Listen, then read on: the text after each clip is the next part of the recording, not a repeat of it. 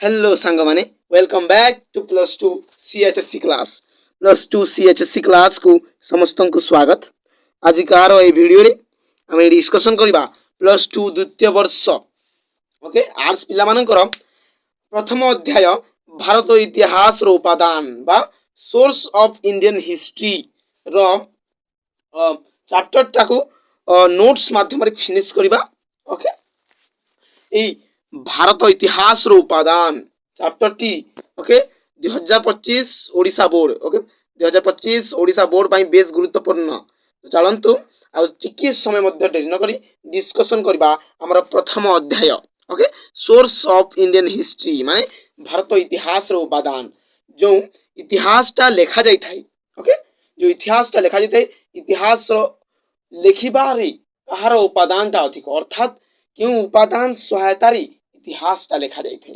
Okay तो भारत इतिहास रचना करिबारे चारोटी उपादान रही ए चारोटी उपादान साहाय्य भारत इतिहास टा लिखित। ओके तो प्रथम ऑप्शन सॉरी एक नंबर देखंतु प्रत्नतात्विक उपादान जहाँकि भारतीय इतिहास लिखनी रे बेस गुरुत्वपूर्ण देन साहित्यिक उपादान लिटरेचर ओके देन वैदेशिक विवरणी अर्थात वैदेशिक এই কথাରୁ ହିଁ ସ୍ପଷ୍ଟ ପ୍ରମାଣିତ ହେଉଛି ଯେ ବୈଦେଶିକ ମାନେ ପରିବ୍ରାଜକ ଭ୍ରମଣକାରୀ ମାନଙ୍କ ଦୃଷ୍ଟିରେ ଆମ ଭାରତ ଓକେ ସେମାନଙ୍କ ବିବରଣରୁ ଇତିହାସ କେଉଁ ଥିଲା କେମିତି ଥିଲା ଭାରତର ଇତିହାସ।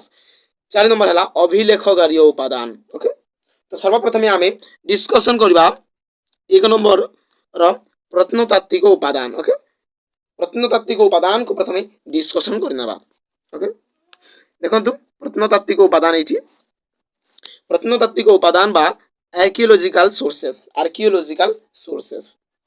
प्रत्नतात्विक उपादान का कहजे आमे देखिबा नोट्स माध्यम रे बहिटा को कवर करिबारे बहुत समय नष्ट होई जिवो तो एई पॉइंट माध्यम रे ही आमे डिस्कसन करबा बुक रो जहा पढिबो समय नष्ट तो आ किछि नुहे जहा किछि भी बुक रे अछि मु तहा नोट्स रे कवर कर देछि।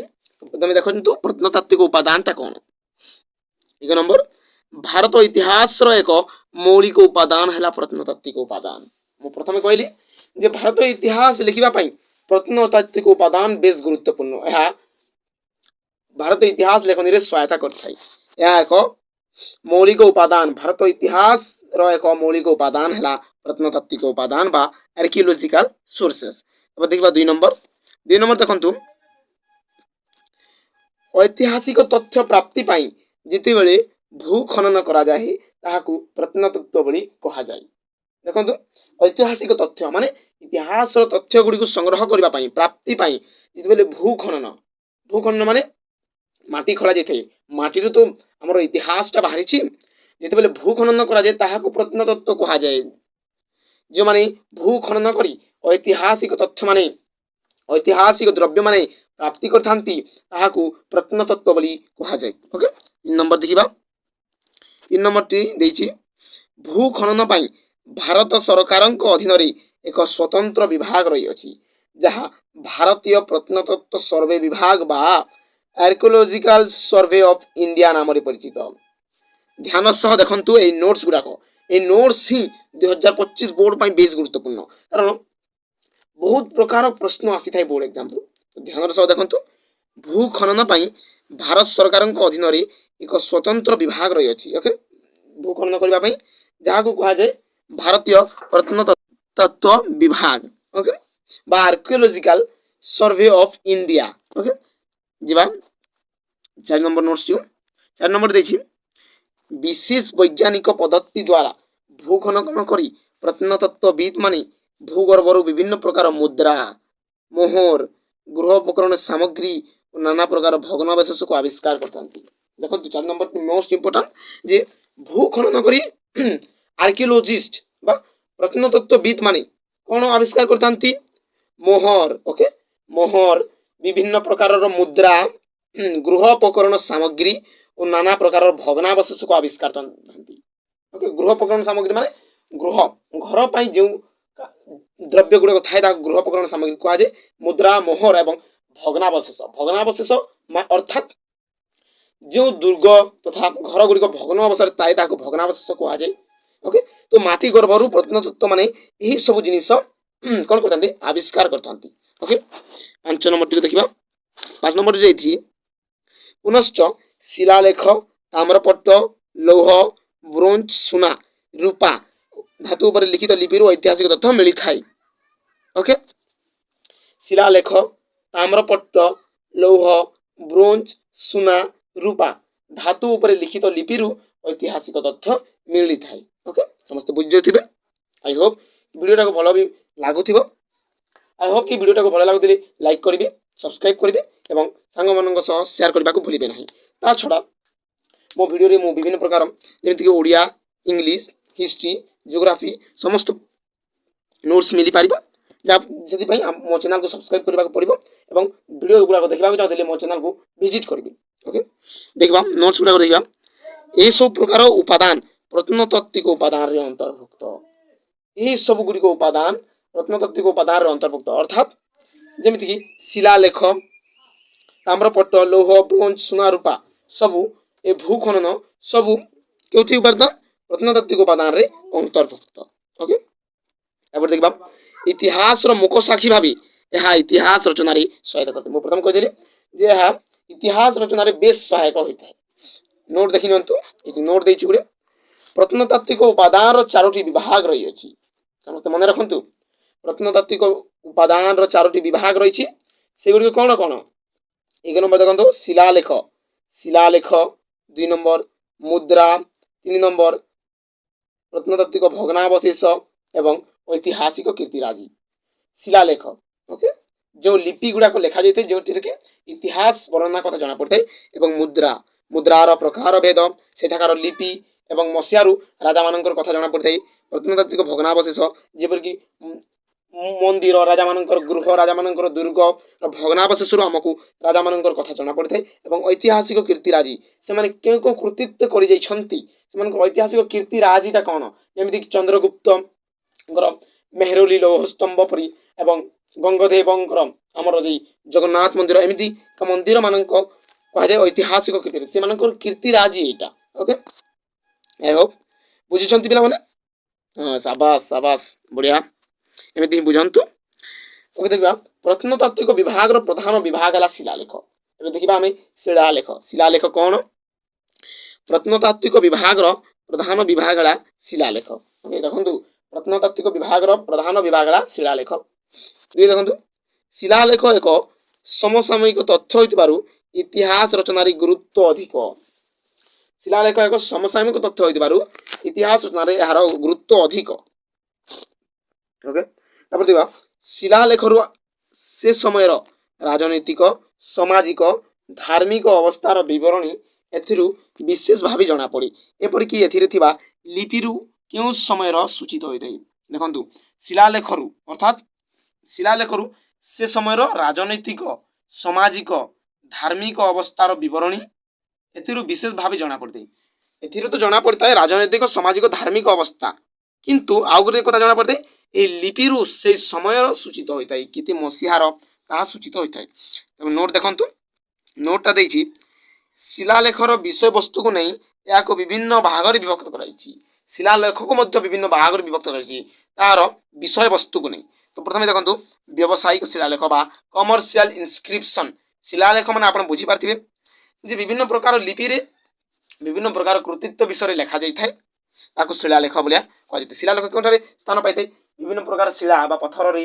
ताम्रपट्ट रे मंदिर कांथ रे गात्र मानकरे शोभा पाइते जे शिलालेख गुड़िक व्यावसायिक वाणिज्य उद्देश्य व्यवहृत होइथाय ताकू व्यावसायिक शिलालेख कह जाय देखंतु एटा व्यावसायिक शिलालेख जो शिलालेख गुड़िक व्यवसाय वाणिज्य उद्देश्य व्यवहृत हुए ताकू व्यावसायिक शिलालेख कह जाय कुमारगुप्तंकर मेंडासोर शिलालेख यार एग्जांपल देखंतु कुमारगुप्तंकर मेंडासोर शिलालेख जो दरकार पड़ुछि वीडियो को पॉज करके नोट करि नियंतु बेस गुरुत्वपूर्ण नोट्स गुडा कइटा ओके आ देखबा धर्मीय शिलालेख बा रिलीजियस इनस्क्रिप्शन दैछि धर्मीय उद्देश्य रे लिखित शिलालेख को धर्मीय शिलालेख कह जाय देखंतु धर्म उद्देश्य रे लिखित शिलालेख को धर्मीय शिलालेख कह जाय तो एग्जांपल गुडा कहउछि अशोकंक शिलालेख गुड़िक यार प्रकृष्ट उदाहरण ଅଶୋକଙ୍କର ସମସ୍ତ ଶିଳାଲେଖ ଏହାର ପ୍ରକୃଷ୍ଟ ଉଦାହରଣ, ଯେମିତିକି ରୁମିନ୍ଦେଇ ଶିଳାଲେଖ। ଓକେ, ତାପରେ ଦେଖିବା ପ୍ରଶାସନିକ ଶିଳାଲେଖ ବା ଆଡମିନିଷ୍ଟ୍ରେଟିଭ ଇନସ୍କ୍ରିପସନ। ଓକେ, ଯେଉଁ ଶିଳାଲେଖରେ ଶାସନ ସମ୍ବନ୍ଧୀୟ ଅନେକ ତଥ୍ୟ ସ୍ଥାନ ପାଉଥିଲେ ତାହା ପ୍ରଶାସନିକ ଶିଳାଲେଖ କୁହାଯାଏ। ଯେଉଁ ଶିଳାଲେଖରେ ଶାସନ ସମ୍ବନ୍ଧୀୟ ଅନେକ ତଥ୍ୟ ସ୍ଥାନ ପାଉଥିଲା ତାହା ପ୍ରଶାସନିକ ଶିଳାଲେଖ କୁହାଯାଏ। ଓକେ, ଏକ୍ସାମ୍ପଲ ହେଉଛି ପ୍ରଥମ ରୁଦ୍ରଦାମନଙ୍କର ଜୁନାଗଡ଼ ପ୍ରସ୍ତର ଶିଳାଲେଖ ଏହାର ପ୍ରକୃଷ୍ଟ ଉଦାହରଣ, ତଥା ହର୍ଷବର୍ଦ୍ଧନଙ୍କର ବଂଶଖେରା ତାମ୍ରପତ୍ର ଏହାର ଏକ ଉଦାହରଣ। ତାପରେ ଦେଖିବା ୟୁଲୋଜିଷ୍ଟିକ୍ସ ଇନସ୍କ୍ରିପସନ ବା ପ୍ରଶସ୍ତିମୂଳକ ଶିଳାଲେଖ। ଏହି ଶିଳାଲେଖରେ ରାଜାଙ୍କର ଗୁଣଗାନ କରି ଶିଳାଲେଖ ମାନ ରଚିତ ହେଉଥିଲା। ଏଥିରେ ରାଜାଙ୍କର ଆଦର୍ଶ, ପ୍ରଶାସନିକ କାର୍ଯ୍ୟାବଳୀ, ସାମରିକ କୃତିତ୍ୱ, ବ୍ୟକ୍ତିଗତ ଜୀବନ କଥା ମଧ୍ୟ ସ୍ଥାନ ପାଉଥିଲା। ଓକେ, ଏହାର ଏକ୍ସାମ୍ପଲଟା ହେଇଯିବ, ଏକ୍ସାମ୍ପଲଟା ଦେଖନ୍ତୁ ସମୁଦ୍ରଗୁପ୍ତଙ୍କ ଆହ୍ଲାବାଦ ଶିଳାଲେଖ, ସ୍କନ୍ଦଗୁପ୍ତଙ୍କ ଭିତରୀ ପ୍ରସ୍ତର ସ୍ତମ୍ଭ ଶିଳାଲେଖ, ଖାରବେଳଙ୍କ ହାତୀଗୁମ୍ଫା ଶିଳାଲେଖ ଏହି ପ୍ରଶସ୍ତିମୂଳକ ଶିଳାଲେଖର ଏକ ଉଦାହରଣ। ଓକେ, ଦେଖନ୍ତୁ ତାପରେ ଦାନପତ୍ର ଶିଳାଲେଖ ବା ଡୋନେଟିଭ ଇନସ୍କ୍ରିପସନ, ଦାନ ଦେଇଥିବା ଶିଳାଲେଖ। ଏଥିରେ ରାଜା ବ୍ରାହ୍ମଣ ଶିକ୍ଷାନୁଷ୍ଠାନ ଧର୍ମାନୁଷ୍ଠାନକୁ ଦେଉଥିବା ଭୂଦାନ କଥା ଲେଖ ରହୁଥିଲା। ଅର୍ଥାତ୍ ରାଜା ଯେଉଁ ବ୍ରାହ୍ମଣ ଶିକ୍ଷାନୁଷ୍ଠାନ ଧର୍ମାନୁଷ୍ଠାନ, ବ୍ରାହ୍ମଣ ତଥା ଶିକ୍ଷାନୁଷ୍ଠାନ ଧର୍ମାନୁଷ୍ଠାନକୁ ରାଜା ଦେଉଥିବା ଭୂମି ଦାନ କଥା ଉଲ୍ଲେଖ ରହୁଥିଲା। ଓକେ, ବରାବର ଗୁମ୍ଫା ଶିଳାଲେଖ ଓଡ଼ିଶାର ଗଙ୍ଗ ଏବଂ ଗଜପତି ରାଜାଙ୍କର ବହୁ ଶିଳାଲେଖ ଏହାର ଅନ୍ତର୍ଗତ। ଓକେ, ଏହାର ଭାଷା ଥିଲା ମୁଖ୍ୟତଃ ଖରସ୍ତି, ପାଲି, ପ୍ରାକୃତ, ସଂସ୍କୃତ, ତାମିଲ। ଏହାକୁ ନୋଟ୍ କରିନିଅନ୍ତୁ, ମୋଷ୍ଟ ଇମ୍ପୋର୍ଟାଣ୍ଟ ନୋଟ୍ସଟା ଏଇଟା। ଏହାର ଅର୍ଥାତ୍ ଶିଳାଲେଖର ଭାଷା ଥିଲା ଖରସ୍ତି, ପାଲି, ପ୍ରାକୃତ, ସଂସ୍କୃତ ତଥା ତାମିଲ। ଓକେ, ଆଉ ନୋଟ୍ସ ଦେଖି ନିଅନ୍ତୁ। ଭାରତ ସବୁ ପୁରାତନ ଜିନିଷର ଅଧ୍ୟୟନ ପାଇଁ 1774 ମସିହାରେ ବିଶିଷ୍ଟ ମନୀଷୀ sir William Jones Asiatic Society of Bengal ବା ଏସେଟିକ୍ ସୋସାଇଟି ଅଫ୍ ବେଙ୍ଗଲ ନାମକ ଏକ ଅନୁଷ୍ଠାନ ପ୍ରତିଷ୍ଠା କରିଥିଲେ। କ'ଣ ପାଇଁ? ସବୁ ପୁରାତନ ଜିନିଷର ଅଧ୍ୟୟନ ପାଇଁ 1774 ମସିହାରେ କିଏ କରିଥିଲେ? Sir William Jones Asiatic society of Bengal ନାମକ ଏକ ଅନୁଷ୍ଠାନ ପ୍ରତିଷ୍ଠା କରିଥିଲେ। ଓକେ, ତାପରେ ଦେଖିବା 1838 ମସିହାରେ ଜେମ୍ସ ପ୍ରିନ୍ସେପ ବ୍ରାହ୍ମୀ ଲିପିର ପଟୋଦ୍ଧାର କରିବାକୁ ସକ୍ଷମ ହୋଇଥିଲେ। 1838 ମସିହାରେ ଜେମ୍ସ ପ୍ରିନ୍ସେପ ବ୍ରାହ୍ମୀ ଲିପିର ପଠୋଦ୍ଧାର କରିବାକୁ ସକ୍ଷମ ହୋଇଥିଲେ। ଓକେ, ବୋଘାଜକୋଇ ଓ ତିଲ ଇଲ ଆମାରାଣା ଶିଳାଲେଖରୁ ଆର୍ଯ୍ୟମାନଙ୍କର ଭାରତ ଆଗମନର ପୂର୍ବାବସ୍ଥା କଥା ଜଣାପଡ଼େ। ଦେଖନ୍ତୁ ଏହି ଶିଳାଲେଖରୁ କ'ଣ କ'ଣ ଜଣାପଡ଼ୁଛି? ବୋଘାଜକୋଇ ଓ ତେଲ ଇଲ ଆମାରାଣା ଶିଳାଲେଖରୁ ଆର୍ଯ୍ୟମାନଙ୍କର ଭାରତ ଆଗମନର ପୂର୍ବ ଅବସ୍ଥା କଥା ଜଣାପଡ଼େ। ଓକେ, ତାପରେ ଦେଖ ନାଖିରୁସ୍ତମରୁ ପ୍ରାପ୍ତ ଶିଳାଲେଖ ଭାରତ ଓ ଇରାନ ମଧ୍ୟରେ ଥିବା ସମ୍ପର୍କ ବିଷୟରେ ଆମକୁ ଅଭିହିତ କରାଏ। ନାଖିରୁସ୍ତମରୁ ପ୍ରାପ୍ତ ଶିଳାଲେଖ ଭାରତ ଓ ଇରାନ ମଧ୍ୟରେ ଥିବା ସମ୍ପର୍କ ବିଷୟରେ ଆମକୁ ଅଭିହିତ କରାଏ। ଓକେ, ତାପରେ ଦେଖିବା ଆମେ ମୁଦ୍ରା। ଓକେ, ମୁଦ୍ରା ଯାହାକି ଦ୍ୱିତୀୟ ଉପାଦାନ। ଭାରତ ଇତିହାସ ଲେଖିବା ପାଇଁ ଏହା ଏକ ଦ୍ୱିତୀୟ ଉପାଦାନ। ଦେଖନ୍ତୁ ଚାଲନ୍ତୁ ଡିସ୍କସନ କରିବା, ଧ୍ୟାନର ସହ ଦେଖନ୍ତୁ, କାରଣ ହିଷ୍ଟ୍ରିଟା ଏତେ ଜଟିଳ ଯେ ଏହାକୁ ବାରମ୍ବାର ପ୍ରାକ୍ଟିସ ନ ପଢ଼ିଲେ କିଛି ଜାଣି ହୁଏ ନା। ପ୍ରଥମେ ଦେଖିବା ମୁଦ୍ରା ଇତିହାସ ରଚନାର ଅନ୍ୟତମ ଉପାଦାନ। ଭୂଖନନ ସମୟରେ ହଜାର ହଜାର ମୁଦ୍ରା ଦେଶ ତଥା ଦେଶ ବାହାରେ ଆବିଷ୍କୃତ ହୋଇ ସଂଗ୍ରହାଳୟରେ ସଂରକ୍ଷିତ ହୋଇ ରହିଛି। ଓକେ, ମୁଦ୍ରା ଇତିହାସ ରଚନାର ଅନ୍ୟତମ ଉପାଦାନ। ଭୂଖନନ ସମୟରେ ହଜାର ହଜାର ମୁଦ୍ରା ଦେଶ ତଥା ଦେଶ ବାହାରେ ଆବିଷ୍କୃତ ହୋଇ ସଂଗ୍ରହାଳୟରେ ସଂରକ୍ଷିତ ହୋଇ ରହିଅଛି। ଓକେ, ଐତିହାସିକମାନେ ଏହିସବୁ ମୁଦ୍ରାର ଆକାର, ଲିପି, ଚିତ୍ର ଓ ବୈଶିଷ୍ଟ୍ୟ ଦୃଷ୍ଟିରୁ ଅନୁଧ୍ୟାନ କରି ତଥ୍ୟ ଆହରଣ କରିଥାନ୍ତି। ଓକେ, ତ ଐତିହାସିକ ବା ଆର୍କିଓଲୋଜିଷ୍ଟ ହିଷ୍ଟ୍ରିବିତ୍ ମାନେ ଐତିହାସିକ ମାନେ ଏସବୁ ମୁଦ୍ରାର ଆକାର ବା ସାଇଜ, ତାର ଲିପି, ତାର ଚିତ୍ର, ବୈଶିଷ୍ଟ୍ୟ ଦୃଷ୍ଟିରୁ ଅନୁଧ୍ୟାନ କରି ତଥ୍ୟ ଆହରଣ କରିଥାନ୍ତି। ଓକେ, ସେଟାକାର ଚିତ୍ର, ରୂପ, ଦୃଷ୍ଟି, ସାଇଜରୁ ତାହା କେତେ କାଳର, କେଉଁ ରାଜାଙ୍କ ସମୟର ସବୁ ତଥ୍ୟମାନ ଆହରଣ କରିଥାନ୍ତି। ଓକେ, ଏହି ମୁଦ୍ରା ଅଧ୍ୟୟନ ତଥ୍ୟକୁ ବା ବିଦ୍ୟାକୁ ମୁଦ୍ରା ତତ୍ତ୍ୱ କୁହାଯାଏ। ଏହି ଜ୍ଞାନ ଆହରଣ ତଥା ଏହି ବିଦ୍ୟାକୁ ମୁଦ୍ରା ତତ୍ତ୍ୱ ବା ନ୍ୟୁମିନାଷ୍ଟିକ୍ କୁହାଯାଏ। କ'ଣ କୁହାଯାଏ? ନ୍ୟୁମିନାଷ୍ଟିକ୍। ଦେଖନ୍ତୁ ଏହି ସ୍କ୍ରିନ୍ ଉପରେ NUMINASTIC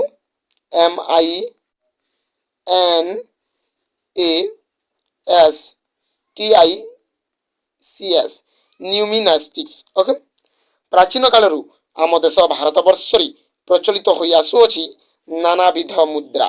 ସ୍ୱର୍ଣ୍ଣ, ରୌପ୍ୟ, ତାମ୍ର ଧାତୁରେ ନିର୍ମିତ ଏହି ମୁଦ୍ରା ଗୁଡ଼ିକ ସାଧାରଣତଃ ରାଜାମାନଙ୍କ ଦ୍ୱାରା ପ୍ରଚଳିତ ଥିଲା। ଓକେ, ପ୍ରାଚୀନ କାଳରୁ ଆମ ଦେଶରେ ବିଭିନ୍ନ ପ୍ରକାରର ମୁଦ୍ରା ପ୍ରଚଳନ ହୋଇ ଆସୁଛି, ଯଥା ସ୍ୱର୍ଣ୍ଣ, ରୌପ୍ୟ, ତାମ୍ର ବିଭିନ୍ନ ପ୍ରକାର ମୁଦ୍ରା ଯାହାକି ରାଜାମାନଙ୍କ ଦ୍ୱାରା ପ୍ରଚଳିତ ହେଉଥିଲା।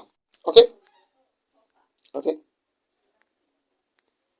ଦେଖନ୍ତୁ, ଏବେ ଆବିଷ୍କୃତ ଭାରତୀୟ ମୁଦ୍ରାରେ ଥିବା ଦେବାଦେବୀଙ୍କ ଚିତ୍ରରୁ ଲୋକଙ୍କ ଧର୍ମ ବିଶ୍ୱାସ କଥା, ମୁଦ୍ରା ସବୁର ପ୍ରକାର ଭେଦରୁ କାରିଗରୀ କୁଶଳତା ଓ ମୁଦ୍ରାରେ ଖୋଦିତ ସମୟକାଳ ତଥା ରାଜାଙ୍କ ଚିତ୍ରରୁ ରାଜନୈତିକ ଚିତ୍ର ବିଷୟରେ ଆଭାସ ମିଳେ।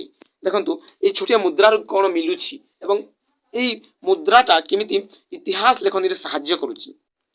ଏ ମୁଦ୍ରାରେ ଥିବା ଦେବାଦେବୀଙ୍କ ଚିତ୍ରରୁ ଲୋକଙ୍କ ଧର୍ମ ବିଶ୍ୱାସ କଥା ଜଣାପଡ଼ୁଛି ତଥା ମୁଦ୍ରା ସବୁର ପ୍ରକାର ଭେଦରୁ କାରିଗରୀ କୁଶଳତା ଓ ମୁଦ୍ରାରେ ଖୋଦିତ ସମୟକାଳ ତଥା ରାଜାଙ୍କର ଚିତ୍ରରୁ ରାଜନୈତିକ ଚିତ୍ର ବିଷୟରେ ଆଭାସ ମିଳେ। ଓକେ, ତାପରେ ଦେଖନ୍ତୁ, ଭାରତର ସର୍ବପ୍ରାଚୀନ ମୁଦ୍ରା ଭାବରେ ମୌର୍ଯ୍ୟ ଯୁଗର ପ୍ରଚଳିତ ମୁଦ୍ରାକୁ ଗ୍ରହଣ କରାଯାଇଛି। ଭାରତର ସର୍ବପ୍ରାଚୀନ ମୁଦ୍ରା କ'ଣ? ଓକେ, ଭାରତର ସର୍ବପ୍ରାଚୀନ ମୁଦ୍ରା କାହାକୁ କୁହାଯାଇଛି? ମୌର୍ଯ୍ୟ ଯୁଗରେ ପ୍ରଚଳିତ ମୁଦ୍ରାକୁ ଗ୍ରହଣ କରାଯାଇଛି। ଏଥିରେ କେବଳ କେତେକ ପ୍ରକାରର ଛାପ ବା ଚିହ୍ନ ଦେଖିବାକୁ ମିଳେ, ଯେଉଁଥିପାଇଁ ଏହାକୁ ଛାପାଯୁକ୍ତ ମୁଦ୍ରା କୁହାଯାଏ। ଓକେ, ଏଥିରେ ବିଭିନ୍ନ ପ୍ରକାର ଛାପ ଥିବାରୁ ଏହାକୁ ଛାପାଯୁକ୍ତ ମୁଦ୍ରା କୁହାଯାଏ। ତାଇ ନୋଟଟାକୁ ଦେଖନ୍ତୁ, ଏହି ଛାପ ଗୁଡ଼ିକ ସାଧାରଣ ଭାବେ ଜୀବଜନ୍ତୁ, ବୃକ୍ଷଲତା ଇତ୍ୟାଦି ଗୁଡ଼ିକର, ଯାହାକୁ କି ମୌର୍ଯ୍ୟ ଯୁଗରେ ପ୍ରଚଳନ କରାଯାଇଥିଲା, ଯାହାକି ଭାରତର ସର୍ବପ୍ରାଚୀନ ମୁଦ୍ରା ଭାବରେ ବିବେଚିତ ହୋଇଅଛି। ଓକେ, ପରବର୍ତ୍ତୀ ସମୟରେ ଅନୁମାନିକ ଖ୍ରୀଷ୍ଟପୂର୍ବ ଦ୍ୱିତୀୟ ଶତାବ୍ଦୀରୁ ଭାରତୀୟ ମୁଦ୍ରାରେ ଗ୍ରୀକ୍ ପ୍ରଭାବ ଦେଖିବାକୁ ମିଳେ। ପରବର୍ତ୍ତୀ ସମୟରେ ଅନୁମାନିକ ଖ୍ରୀଷ୍ଟପୂର୍ବ ଦ୍ୱିତୀୟ ଶତାବ୍ଦୀରେ ଭାରତୀୟ ମୁଦ୍ରାରେ ଗ୍ରୀକ୍ ପ୍ରଭାବ ଦେଖିବାକୁ ମିଳିଥିଲା। ଇନ୍ଦୋ ଗ୍ରୀକ୍ ଶାସକ ଡିମେଟ୍ରିୟସ୍ ଓ ମେନାନ୍ଦରଙ୍କ ବିଷୟରେ ଜାଣିବା ପାଇଁ ମୁଦ୍ରା ହିଁ ପ୍ରଧାନ ମାଧ୍ୟମ ବା ଉପାଦାନ। ଦେଖନ୍ତୁ, ଏହି ମୁଦ୍ରା, ଛୋଟିଆ ମୁଦ୍ରା ଦ୍ୱାରା ହିଁ ଇନ୍ଦୋ ଗ୍ରୀକ୍ ଶାସକ ଡେମିଟ୍ରିୟସ୍ ଓ ମେନାନ୍ଦରଙ୍କ ବିଷୟରେ ଜାଣିବାକୁ ମିଳେ। ଓକେ, ତାପରେ ଦେଖିବା, ଖ୍ରୀଷ୍ଟୀୟ ପ୍ରଥମ ଶତାବ୍ଦୀରୁ କୁଷାଣ ରାଜାମାନେ ପ୍ରଚଳନ କରିଥିଲେ ତମ୍ବା ଓ ସୁନା ନିର୍ମିତ ମୁଦ୍ରା। ଖ୍ରୀଷ୍ଟୀୟ ପ୍ରଥମ ଶତାବ୍ଦୀରୁ କୁଷାଣ ରାଜାମାନେ ପ୍ରଚଳିତ କରିଥିଲେ ତମ୍ବା ଓ ସୁନା ନିର୍ମିତ ମୁଦ୍ରା। ଓକେ, ତାପରେ ଦେଖନ୍ତୁ, ଖ୍ରୀଷ୍ଟୀୟ ଚତୁର୍ଥ ଶତାବ୍ଦୀରେ ଗୁପ୍ତ ରାଜାଙ୍କ ଆବିର୍ଭାବ ସହିତ ମୁଦ୍ରା ଜଗତରେ ଆସିଥିଲା ବିଶେଷ ସମୃଦ୍ଧି। କେଉଁ ରାଜାଙ୍କ ସହିତ? ଗୁପ୍ତ ରାଜାଙ୍କ ଆବିର୍ଭାବ ସହିତ ଗୁପ୍ତ ମୁଦ୍ରାର ଭାଷା ଥିଲା ସଂସ୍କୃତ। ଓକେ, ଗୁପ୍ତ ମୁଦ୍ରାର ଭାଷା ଥିଲା ସଂସ୍କୃତ, ଯେଉଁଥିରେ ରାଜାଙ୍କ ଚିତ୍ର ସହ ଦେବାଦେବୀଙ୍କ ଚିତ୍ର ଓ ନାମ ଅଙ୍କନ କରାଯାଇଥିଲା। ଦେବାଦେବୀଙ୍କ ଚିତ୍ର ଓ ରାଜାଙ୍କର ନାମ ଅଙ୍କନ କରାଯାଇଥିଲା କେଉଁଠି? ଗୁପ୍ତ ଯୁଗର ମୁଦ୍ରାରେ। ଯେମିତିକି ସମୁଦ୍ରଗୁପ୍ତଙ୍କ ମୁଦ୍ରାରେ ବୀଣା ବାଦନ ପ୍ରତି ତାଙ୍କ ଆଗ୍ରହ କଥା ଜଣାପଡ଼େ, ସେମିତି ଦ୍ୱିତୀୟ ଚନ୍ଦ୍ରଗୁପ୍ତ ବିକ୍ରମାଦିତ୍ୟଙ୍କ ମୁଦ୍ରାରେ ଛତ୍ର ଓ ଧନୁର୍ଦ୍ଧରଣ ଚିତ୍ର ଦେଖିବାକୁ ମିଳେ। ଯେମିତିକି ଗୁପ୍ତ ମାନେ ସମୁଦ୍ରଗୁପ୍ତଙ୍କର ମୁଦ୍ରାରୁ ବୀଣା ବାଦନ ପ୍ରତି ତାଙ୍କ ଆଗ୍ରହ କଥା ଜଣାପଡ଼େ, ସେମିତି ଦ୍ୱିତୀୟ ଚନ୍ଦ୍ରଗୁପ୍ତ ବିକ୍ରମାଦିତ୍ୟଙ୍କ ମୁଦ୍ରାରେ ଛତ୍ର ଓ ଧନୁର୍ଦ୍ଧରଣ ଚିତ୍ର ଦେଖିବାକୁ ମିଳେ। ଓକେ, ସଂକ୍ଷେପରେ କହିବାକୁ ଗଲେ ମୁଦ୍ରାର ରହିଛି ବିଶେଷ ଉପାଦାନ। ଓକେ, ଐତିହାସିକ ଗୁରୁତ୍ୱ, ଯାହା ପରବର୍ତ୍ତୀ ସମୟରେ ଇତିହାସ ରଚନାରେ ସହାୟକ ହୋଇଛି। ବିଶେଷ ଗୁରୁତ୍ୱପୂର୍ଣ୍ଣ ରହିଛି ଏହି ମୁଦ୍ରା ଆଉ ଶିଳାଲେଖର, ଯାହାଫଳରେ ଆମେ ଭାରତ ଇତିହାସ ସଂକ୍ଷେପରେ ଜାଣିପାରିଛି। ଓକେ, ଆଇ ହୋପ୍ ସାଙ୍ଗମାନେ ଆପଣ ଭିଡ଼ିଓଟିକୁ ଭଲ ଭାବରେ ବୁଝିଥିବେ। ଯଦି ଭିଡ଼ିଓଟିକୁ ଭଲ ଲାଗିଥିବ ଆପଣ ନିଶ୍ଚିତ ଲାଇକ୍ ଗୁଡ଼ିକ କରିବେ, ସେୟାର କରିବେ, କମେଣ୍ଟ କରିବେ ଭିଡ଼ିଓଟା କେମିତି ଲାଗିଲା ଏବଂ ସାଙ୍ଗମାନଙ୍କ ସହ ଭିଡ଼ିଓକୁ ସେୟାର କରିବାକୁ ଭୁଲିବେ ନାହିଁ। ତା ଛଡ଼ା ବେଲ୍ ଆଇକନ୍ଟିକୁ ପ୍ରେସ୍ କରି ଅଲ୍ ନୋଟିଫିକେସନ୍ ସେଟ୍ କରିବେ। ଆମ ଭିଡ଼ିଓର ନୂଆ ନୂଆ ନୋଟିଫିକେସନ୍ ଗୁଡ଼ାକ ପାଇପାରିବେ ଏବଂ ଭିଡ଼ିଓକୁ ସର୍ବପ୍ରଥମେ ଦେଖିପାରିବେ। ଧନ୍ୟବାଦ, ଜୟ ଜଗନ୍ନାଥ ଏବଂ ଆଉ ଗୋଟିଏ ଭିଡ଼ିଓ ପାଇଁ କମେଣ୍ଟ କରିବେ।